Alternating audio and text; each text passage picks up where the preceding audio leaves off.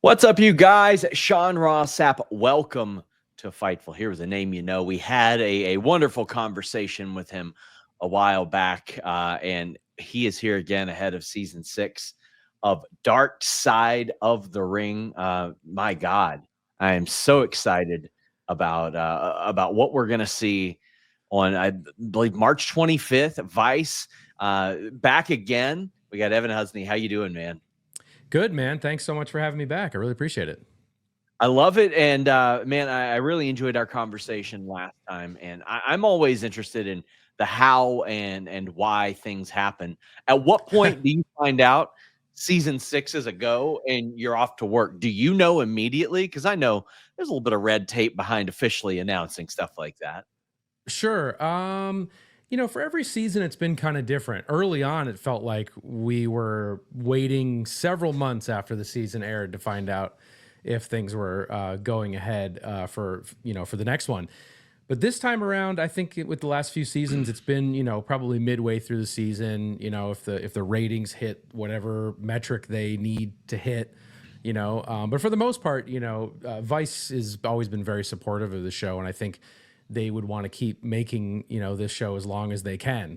So we feel lucky enough to be in that position, with this show, and that it continues to perform well. People are still interested in it, and people show up to watch it, and obviously wrestlers still want to tell their stories. So I'm just super grateful for that. So it's awesome.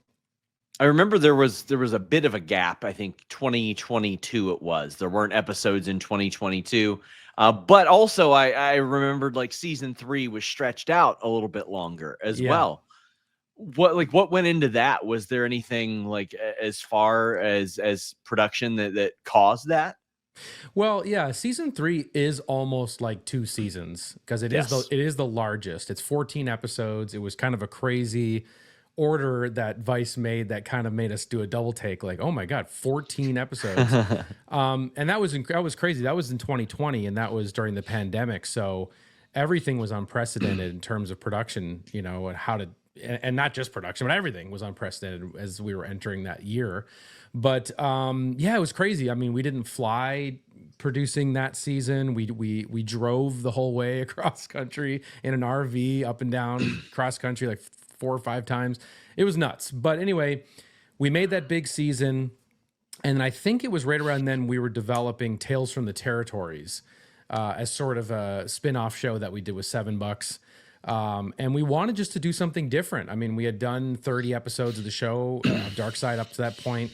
And the thought of doing 2 shows at once was kind of intimidating because, we like to be very involved and hands-on. And, we just kind of wanted more than anything just to put all of our energy in trying something different. And so we did that. And, now we're making 2 shows at the same time. Something that's not wrestling related, but it's been very challenging. So I'm glad that I didn't do that back then. But yeah, then we sort of came back around to Dark Side for 4 and 5, which we produced simultaneously as well. So yeah, it was nothing more than just wanting to give all of our attention to territories at the time and to try and see if we can do something a little different. That season had the Korea episode is my favorite. I have often said I learned more about North Korea from Scott Norton than public school. There's so awesome. much like between interviewing him and reading books and watching Dark Side of the Ring. He's wonderful. Like when I interviewed him, it was amazing because he just put over fake Sting the entire time, which I love, and how over he was. But like there is a look inside North Korea that most Americans don't ever get as a result of Dark Side of the Ring.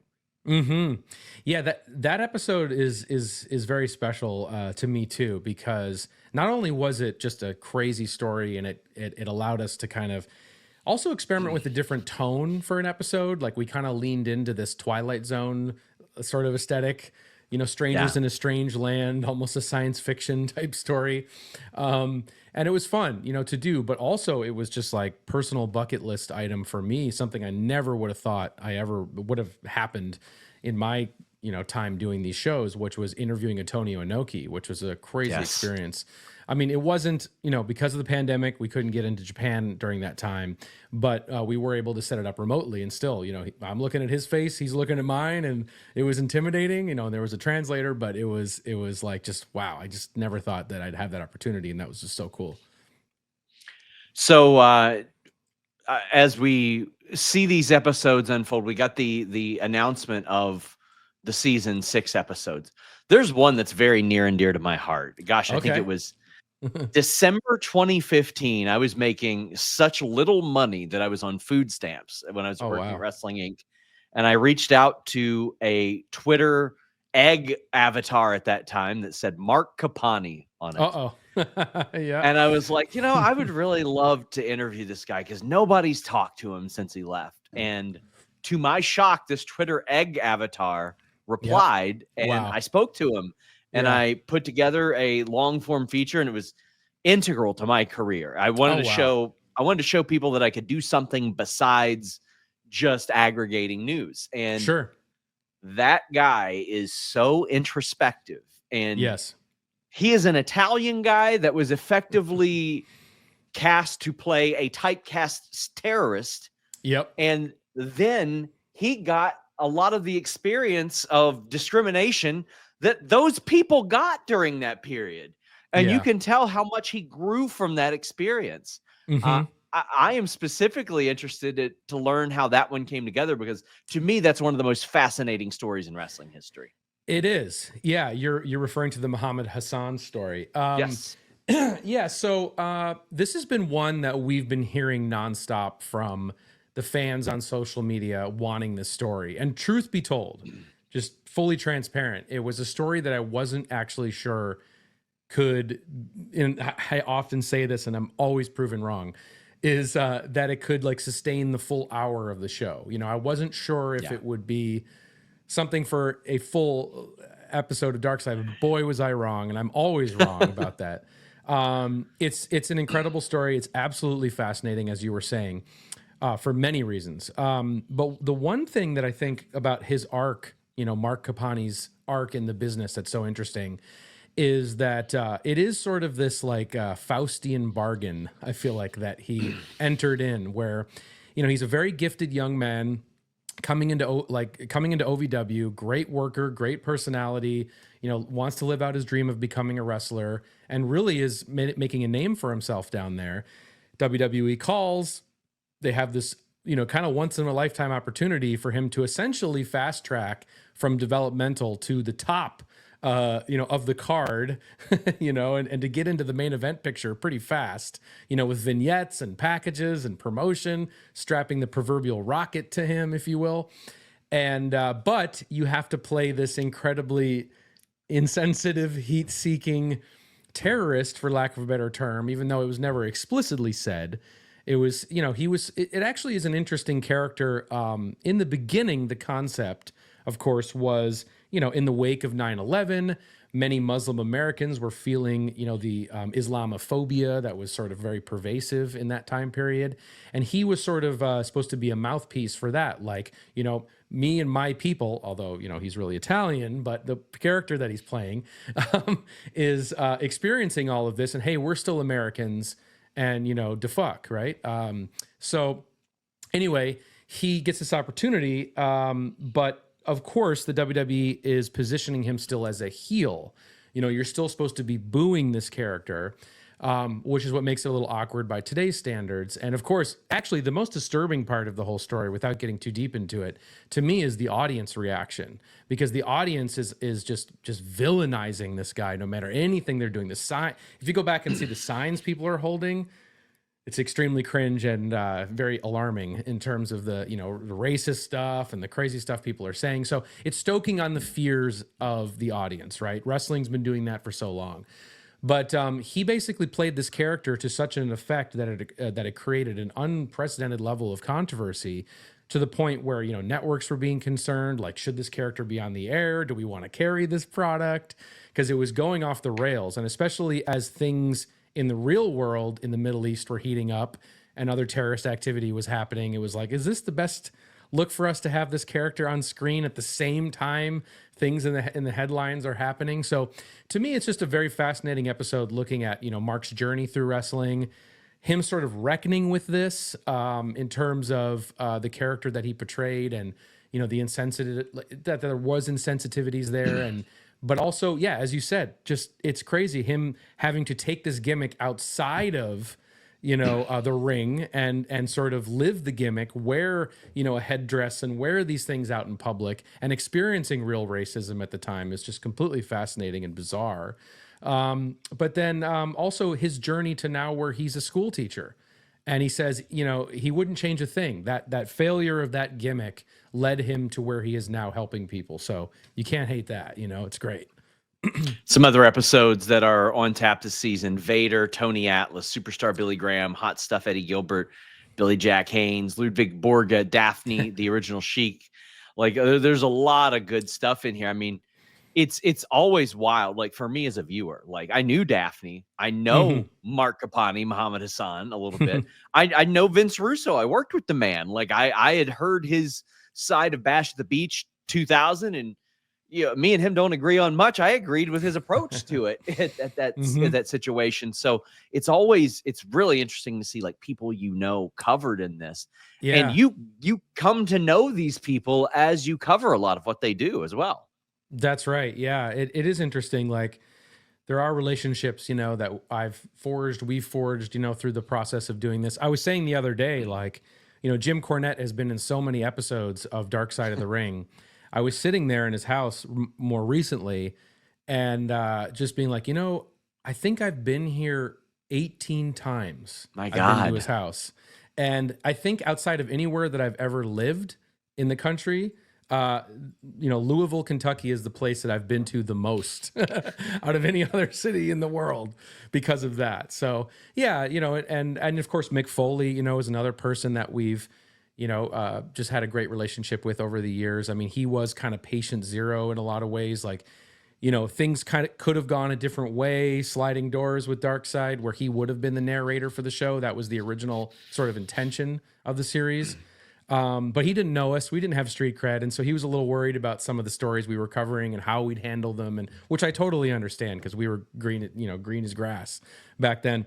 But it's cool to come full circle with him now, because we always wanted to do a story about him, because I've always found him to be just one of my favorite personalities in wrestling, not only just as a human being, but to me, he operates on like a plane of performance art, or like just the way that he thinks about the business and the way that he applied himself as a character and how deep he went, and how, all the sacrifices he made for the sake of his, art, his sort of theater of cruelty style of art, performance art, is just always been really fascinating to me. And so we finally got the opportunity to convince him. He was a little gun shy for several seasons about kind of being a subject on the show.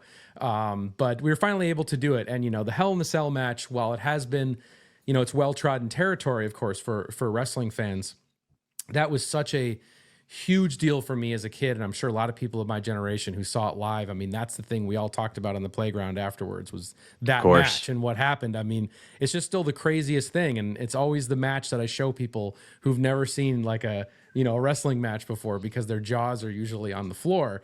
And however you may feel about that style of wrestling, the story that is told in that ring and on that night is just almost like it's a roller coaster ride unlike any other. This idea of, well, this guy might die in the ring, of course there's that, but to me it's just the brilliance of having him carted away in the stretcher and then him getting up and reclimbing the cage, like, is something that always, like, gives me goosebumps. It's so amazing. But it was a challenge for us to kind of just can we make an entire episode out of a full match? Like, we live, I think, in the Hell in the Cell match in this episode longer than the actual runtime of the matches. Yes. And that was kind of the whole point, was let's just try and live in this match and get deep into the psychology of Mick Foley and what he was thinking versus what he had planned versus what other people knew. And then let's try and bring in as many people who were there and seeing it unfold. So it is kind of this like urgent, real-time sports documentary is kind of how it plays, which is really cool.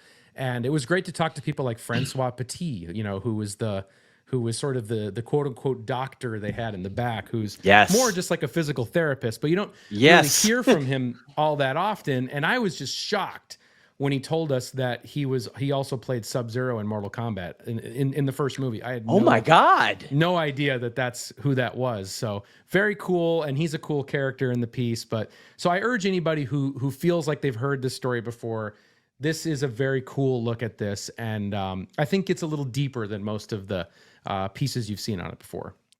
How do you weigh, like, as far as subjects, something that everybody knows about, like Mick Foley, and things that like most people probably don't, like Hot Stuff Eddie Gilbert from a national perspective, or last year Chris Colt, like that. Sure. Chris Colt's episode was the exposure to, I would say, probably like 95 to 99% of the audience. Oh, totally. I mean, I remember when Chris Jericho sat down to do the voiceover, he's like, I never heard of this guy. So, yeah, you know, like even people who've been in the business forever, the most hardcore fans, it was something for them to discover, which is really cool. So, and for us, it's like we try to have something for everybody. You know, I try to also not, you know, because I am a fan and I've grown up with this and you know, we know so much about wrestling and all that stuff. I am a fan. So I do want to create episodes that if I didn't make the show and I was a viewer, I would want to see. And also, you know, I'd want to see an episode that doesn't feel like it's been told 1,000 times as well, too. However, I also don't want to underestimate the person that has never seen the Hell in a Cell match before. And this might be their first exposure to it. Because we hear about all the time from people who aren't fans of wrestling, who for whatever reason, like I don't watch wrestling, I don't want to watch wrestling, but I love the stories that you guys tell on the show, you know, because they're human stories or they're, you know, beyond just, you know, you don't have to be a fan to be swept up in the drama of all of these stories. So we do try to also cater to those people. And, you know, so it's all, and it helps to have an episode too that has such a built-in awareness like the Hell in the Cell to kind of anchor a season, you know, like you hear something that, you know, your more casual fan or your non-fan might have heard about or might have interest in, and then they might want to stick around later down the season and learn about Eddie Gilbert, you know, who a lot of people, you know, and that's a cool story too, because it's very deep cut, but it's also like so many things, so many people are almost like paying homage to Eddie Gilbert without even realizing they are. You know, he's one of these great minds of the business, one of these amazing people that, you know, paved the way in terms of a modern way of thinking about booking. I feel like he was kind of a generation ahead of himself, you know, like it's too bad that if he would have come in one generation later, he probably would have been somebody that everybody would have known. Like in the Attitude Era, he would have ripped it up, you know, and then of course where the creative in wrestling was going, he would have been perfect for that. Unfortunately, that wasn't the case, and he died really young. But this is sort of a chance to spotlight the things that he did achieve, but also kind of like a what if story in terms of had he been born in a different time, or just had he been able to live on, and what he would have contributed to the Monday Night Wars or to ECW even, or anything else, you know. So yeah, it's a very exciting story, I think, for like the diehards. I'm interested because like viewership is such a topic on wrestling Twitter and all that. Like how do you all weigh a success? How does Vice weigh a success? Because it's hard for me to believe that it would just be your typical overnight viewership you see on like Raw, SmackDown, because you guys get replayed an awful lot. Yeah. Like, yeah. I mean, you guys are replayed on like the Pluto channels and stuff like that a lot as well. Yeah. Like it's Hulu. It is an evergreen product that you all produce. Mm-hmm. I don't know to be honest, I don't know their specific metric for success, like what they need to hit in order to do it. You know, I think with the television audiences declining on cable, you know, I think that scale is always sliding, you know, because of where things are at. But like you said, you know, this show, it isn't always about the overnight live ratings. You know, there's a lot of competition out on cable. And, you know, we do have a loyal fan base we've built up over 6 seasons that have, you know, selected Dark Side on their DVRs, and they're going to hit it, you know, when they hit it, you know, and stuff like that, which is great. Obviously, I'm sure the network would prefer everybody watching it live for obvious reasons. Of course. But it you know, yeah, we have built that up, and then of course it gets on Hulu, and then of course it's sold and distributed, you know, in other places as well. So Yeah, I think, for them, whatever their metrics are for success, it thankfully, knock on wood, keeps hitting that. For us, it's more paying attention to how it's perceived. We want people to like the shows.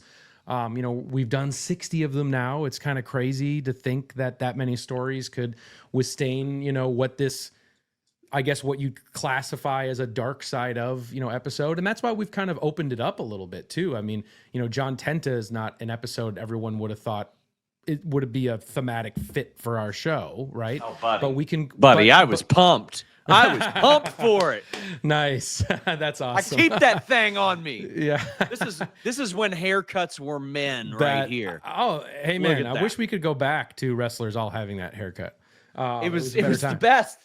Yeah, it was a better time. Every time I saw somebody in the grocery store that was overweight with that haircut, exactly. I believed they could fucking fight because of John Tenta. John Tenta.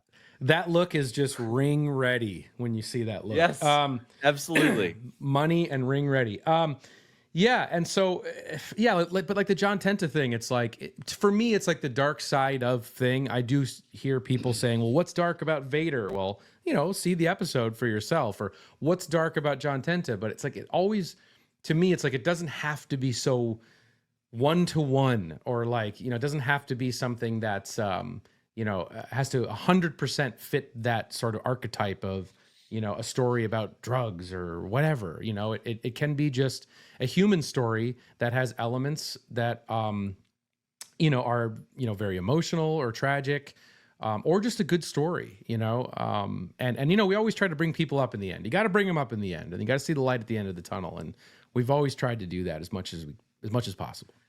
And it's funny because, again, like I said, there's so many distribution methods and ways to watch Dark Side of the Ring. But like, when people do talk about viewership, it's one of those unique shows that the viewership has not evaporated by today's metric since the first season. There's so many shows that have, but somehow Dark Side of the Ring is not one of those. Like, it's doing numbers. There was an episode that did higher last year than almost any first year. That's why I'm like, man, it's really hard to judge it just based on an overnight or anything.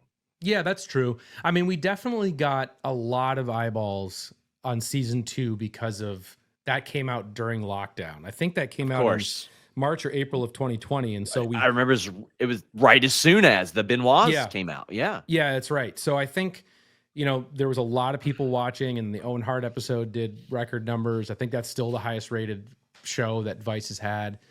And I think it's like we've built that following over the course of, those seasons, but it is interesting. And there's no real secret to what episode is going to rate better than the other one. I think it's just the factors of what people are doing, what's on TV that night, what are people doing, and it's random. Because I've seen, an episode like Chris Colt, or I've seen an episode that is the deepest cut guy or wrestler or personality, and rates higher than someone that everybody knows, or you look at, like, I would have thought the Marty Jannetty episode everyone would have canceled all their plans, for that night to watch that, but they didn't, they all did something else, which, okay, fine, whatever, I get it. But there's no real, it's hard to predict what episode is going to outperform the other. There's no real metric to it that I can see anyway, besides the ones that are very obvious, like Owen and Benoit, that there's a lot of interest in. Of course those do well, but the other ones, it's crapshoot. I just love the idea of a lot of sports fans getting their wives to watch, like, The Last Dance, and then those wives being like, hell yeah, the sports documentary is pretty good, and then that husband going, well, let me show you about New Jack real quick. Let me introduce you to Herb Abrams.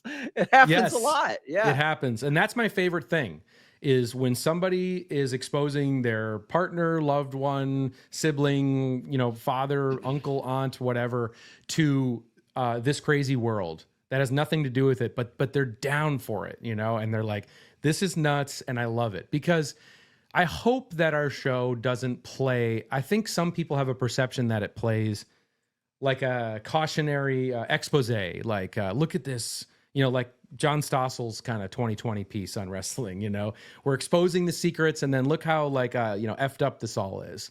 It's not. We love it. And I hope that passion for, the fact that we're fans of this and have grew up loving it comes through, despite if the story, has a tragic piece to it or has a controversial aspect to it. Like, we still love this business and are obsessed with it. But we also want to, wrestling has been guarded for so long and it's been hard to separate fact from fiction. We want to know the real stories just like all the fans do, and why there's a whole industry around that concept, right? So what has been the easiest episode by way of assembling it, stories, interviews that you have put together that's come together like perhaps the easiest? Dang, that's easiest is actually harder to remember than the hard Of course. But the easy, sometimes with an episode like John Tenta or an episode like Vader. Well, John Tenta is a really good example because he's so loved. He's one of these guys like Owen Hart where you can't find anybody to say a bad thing about them. You just can't. Yeah. Right. And so when you have someone like that, that makes it extremely easy to put together, especially when you can make one phone call to the family, which always is the first phone call for us. And if the family embraces the idea and is passionate about the idea, then everything else is going to fall into place, because all the other subjects are going to want to, do this for the family, and they're going to want to see it happen. And that's when you have something that's, quote unquote, easy to put together from a story standpoint. Because let's be honest, the access to these stories and getting access to these stories is the hardest part. It's the hardest part about any of it. Doing the interviews, the reenactments, the editing's challenging, but anything else, it's like, it pales in comparison to just assembling the cast for who is going to be interviewed for these episodes. And Vader's a similar story. It's like, his family's super passionate to tell the story, really was thrilled at us reaching out and wanting to do it. And so when you know that you have that support, it can be put together quite easily for the most part. Now, not all families we've reached out to, it goes that easy, without naming names, but I think that's probably the easier ones, the ones that just come off the top of my head, Is there a specific episode, if you had to pick one, that you're most excited for the audience to see this year as we start this new season on March 25th? Man, that's a good question. Honestly, they're not all finished yet. So, okay. This is kind of how it goes. We're kind of like half of them are like done. Like the first 5 are done. Of course. The back 5 are still in various stages of completion, which is always very anxiety inducing because, you have no more time. You're out of time. You have to deliver them as they air, and it's really stressful. But so it wouldn't be fair to all of them because I haven't seen them in their final state. But the ones that if I can just pick a few, because it's tough. The Hell in the Cell one, I personally feel like ranks up there if I had to make like a top 10 list of the episodes we've ever done. I'm excited based on the concept you told me. Like, I think that's amazing. I would put that in the top 10 we've ever done because I feel like just from, the interview subject strength, how intense it is, how and shout out to our editor Peter, who just killed it on that episode. I think it's amazing. So that one I'm really excited for the for kind of a deep cut wild episode. The Ludwig Borga episode is pretty crazy. I was about to mention that. There's so much about this guy people don't know. Like, yeah, it's insane. This guy became a pro boxer after WWE too. Kind of. Well, yes, yes, sort of. Yeah, but I mean, like, he's often the example that I use when people say, "Oh, this big guy could beat up any guy." I'm like, buddy, Randy Couture was a light heavyweight and smoked him in under a minute. He did, and he was Ludwig Borga was this big juiced up guy, like. Oh, I'm so excited for that episode. Yeah, that episode is interesting because we have a saying around here, which is which we call the Hasbro principle, which is if they got a Hasbro figure, might as well look at it for a possible episode of the show. Yeah. And it always, like, before you rule it out, You know, it's like if they got a Hasbro, it's worth looking into. So, you know, Ludwig does have a Hasbro, and he's the part of the last series. I think he's actually the most valuable based on rarity, scarcity. He is the most valuable Hasbro, I think, outside of the, you know, the prototypes and the misprints and whatnot. But anyway, so yeah, in that story, it's not so much about his career in WWF for that year he was there, if that, in the mid '90s. It's more so about his political career after WWF in his homeland of Finland, where he turned into basically a Nazi and led this far right party. And it's very scary and very eye opening. And I think there's a lot of just it's going to be tons of new information for people who may have heard that name. But I guarantee you, you're going to learn a lot from that episode. WWF had to cover up his swastika tattoo, according to Bruce Pritchard. Yeah, like it's wild, man. Yeah, he had insane. He had an SS tattoo on his calf that they discovered. That's what it was. Yeah, after he was brought in, and they were basically they covered it up, you know, with taller boots, and then it was basically looking for any reason that they could to get rid of him by that point, because he also was just a very unsavory. As if that wasn't enough of a reason. I know, right? Exactly. But I think he was also on top of that, on top of how insane that is of having that tattoo. I think he was also just a very not very liked individual in the locker room, very unsavory. And so I think they, you know, when they got rid of him, I think he got injured, and then that was the end of that. But he got deported from this country for, you know, drugs and like machine guns. Yeah, it's crazy. And then went back to Finland, tried to stop at nothing to become a local celebrity by being on their version of Gladiators. He made his own weird electro rock album. And then he ran for office and he won. And the craziest part about it is, you know, he had all the crazy divisive racist rhetoric, you know, that helped him get elected. But he is one of the most voted for politicians ever in Finland, which is crazy. So he did kind of, you know, he became this firebrand and he did this. But then, of course, you know, he was there was a lot of drugs and there was a lot of booze and there was a lot of hubris, and that obviously led to his downfall. But it's just a fascinating, wild, and crazy story that's well beyond the scope of just wrestling. So excited for this season. It kicks off on March 25th on Vice at 10 p.m. Evan, I want to thank you so much for taking the time. I look forward to talking to you a number of more times about this program. I would love to talk to you again, specifically after the Hassan episode, whenever it drops as well. Yeah, we should do that. I am so excited to learn new things about this story. But I'm sure it'll turn a few heads as well. Oh, I'm excited. I'm so excited. Again, thank you so much. Thank you, Sean. Appreciate you, man. Until next time, my friends, we're out.